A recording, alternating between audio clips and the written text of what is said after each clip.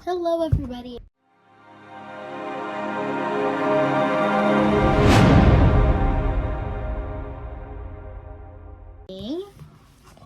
Narnia, Book 1, The Magician's Nephew. I got the whole series, Wobble Wobble, Wobble Wobble Wobble. And today we're going to start with The Magician's Nephew, Book 1. So if you have this book, and I already started reading it, but I'm going to start all over again just for you guys. And I have made myself a custom bookmark. And if you guys wait and see the details. If you guys want something just like this or another time, if you live close to 119 Lock Street, the apartment, or do you go to Cave Church, or do you go to Micro Society Academy Charter School, comment and tell me the theme that you would like, and tell me your name, because I probably know everybody here. Please, and then I'll give you your custom. And please tell me what theme do you want. Okay, let me start all over again from the beginning. The Chronicles of Narnia, C.S. Lewis, The Magician's Nephew. The Magician's Nephew, C.S. Lewis. Book 1, The Magician's Nephew. Book 2, The Lion, the Witch, and the Wardrobe. Book 3, The Horse and His Boy. Book 4, Prince Caspian. Book 5, The Voyage of the Dawn Trader. Book 6, The Silver Chair. Book 7, The Last Battle. Illustrated by Pauline Baines.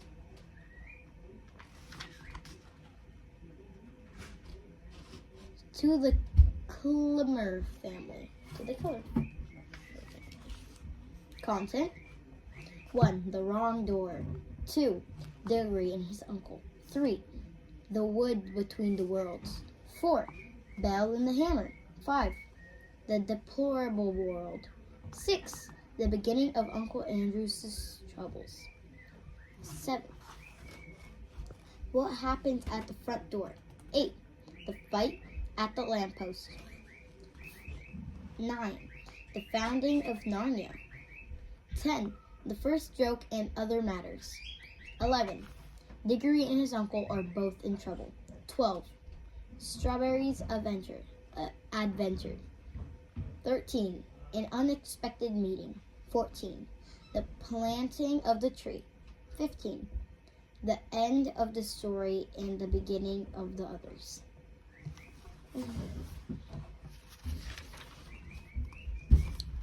1.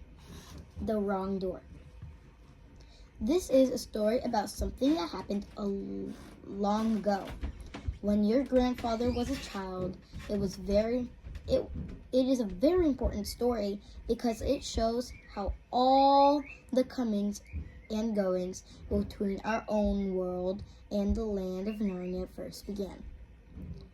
In those days, Mr. Sherlock Holmes was still living in the Baker Street, and the Bastables were looking for treasure in the Langsham Road. In those days, if you were a boy, you had to wear stiff Eden collar every day, and schools were usually nastier than now, but meals were nicer. And as for sweets, I won't tell you how cheap and good they were, because it would only make your mouth water in vain. And in those days, there lived a London girl called Polly Plummer. She lived in one of a long row of houses which were all joined together. One morning, she was out in the back garden when a boy scrambled up from the garden next door and put his face over the wall. Polly was very surprised because up till now, There had never been any children in that house, but only Mr. Ketterly and Mrs. Ketterly, a brother and sister, Old Basher and Old Maid, living together. So she looked up, full of curiosity. The face of a strange boy was very grubby. It could hardly have been grubbier if he had first rubbed his hands on dirt, and then had a good cry, and then dried his face with his hands. As a matter of fact, this was very nearly what he had been doing. "Hullo," said Polly. "Hullos," said the boy. "Hello." Trying to "Hello," said Polly. "Hello," said the boy. "What's your name?" "What's your name?" "Polly," said Polly. "What's yours?" "Diggory," said the boy. "I say, what a funny name," said Polly. "It isn't half as funny as Polly," said Diggory. "Yes, it is," said Polly. "No, it isn't," said Diggory. "At any rate, I do wash my face," said Polly. "Which is what you need to do, especially after." And then she stopped. She had been going to say, "After you've been blubbing," but she thought that wouldn't be polite. "All right, I have then," said Diggory, in a much louder voice. "Oh wait. All right, I have then. All right, I have then," said Diggory in a much louder voice, like a boy who was so miserable that he didn't care, who knew he had been crying. "And so would you," he went on, "if you'd lived all your life in a country and had a pony and a river at the bottom of the garden." And then he brought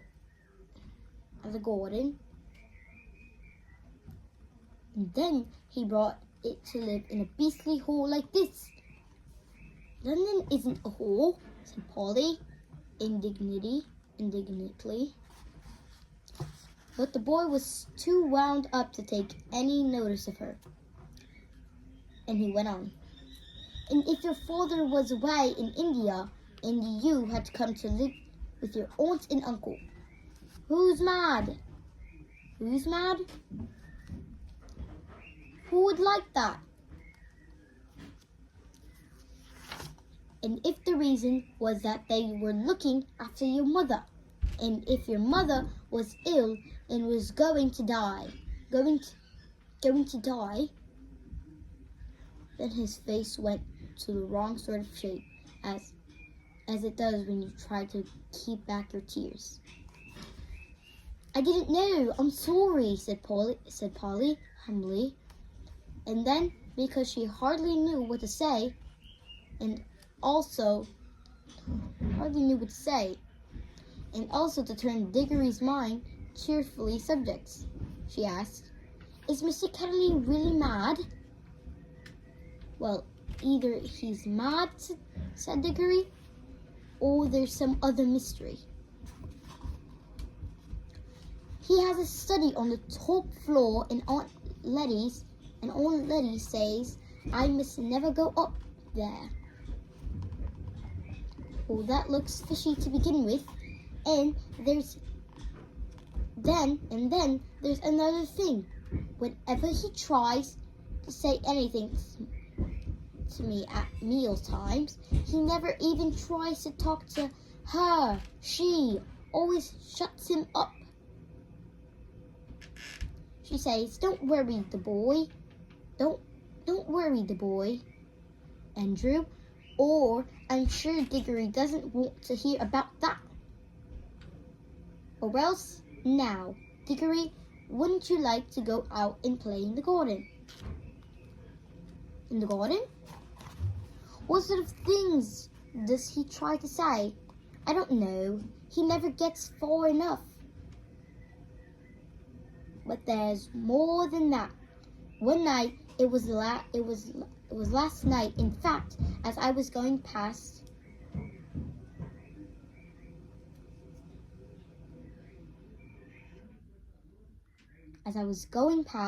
the foot of the attic stairs on my way to bed, and I don't much care for going past them either. I'm sure I heard a yell. Perhaps he keeps a mad wife. Mad wives. Shut up there. Yes, I've thought of that. Or perhaps he's a coiner. Or he might have been a pirate, like the man in the beginning of Treasure Island, and be always hiding from the shipmates. How exciting, said Polly. I never knew your house was so interesting. You may think it's interesting, said Diggory, but you wouldn't like it if you had to sleep there. How would you like to lie awake listening for your Uncle Andrew's step to come creeping along the passage to your room? And he has such awful eyes. That was how Polly and Diggory got to know one another.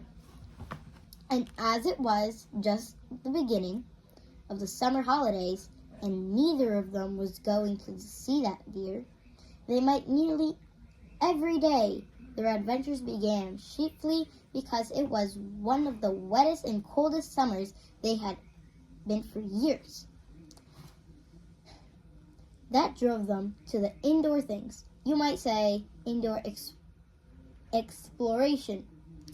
It is wonderful how much exploring you can do with a stump of a candle in a big house, or in a row of houses. Polly had discovered long ago that if you opened a certain little door in the box room attics of her house, you would find Sitter's cistern in a dark place behind it, which could get into by a little careful climbing. The dark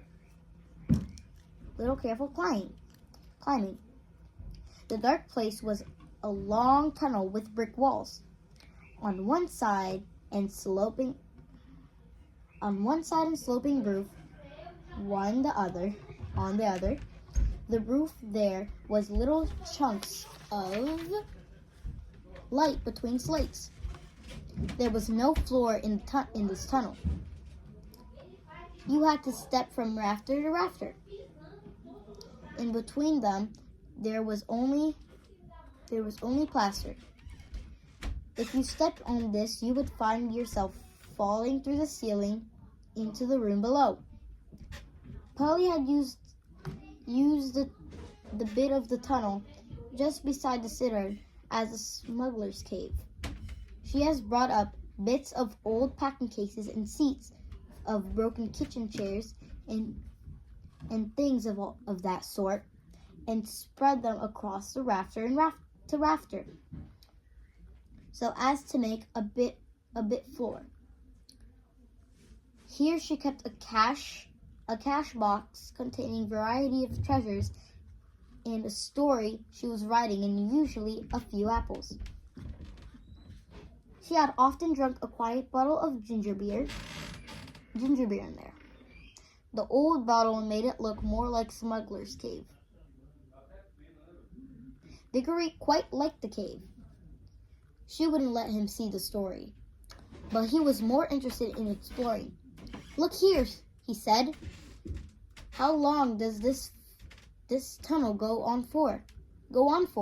I mean, does it stop where your house ends? No, said Polly. The walls don't go out the roof. It goes on. I don't know how far. Oh my God, my British accent. No, said Polly. The walls don't go out the roof. It goes on. I don't know how far. Then we will get to the length of the whole row of houses. So we could, said Polly. And oh, I say, what? And oh, I say, what? We could get into the other houses. Yes, and get taken up for burglars. No thanks. Don't be so jolly clever. I was thinking of house beyond yours. What about it? Why, it's the empty one. Daddy says it's always been empty ever since we came here. I suppose we ought to have a look at it then, said Dickory. He was a good deal more excited you'd have thought from the way he spoke. For of course he was thinking, just as you would have been, of all reasons why the house might have been empty so long. So was Polly. Neither of them said the word haunted, and both felt that once thing has been suggested, it would be feeble not to do it. Shall we go and try it now? Said Dickory. Não tá na hora não, tá na hora do parabéns da vovó. Part 2.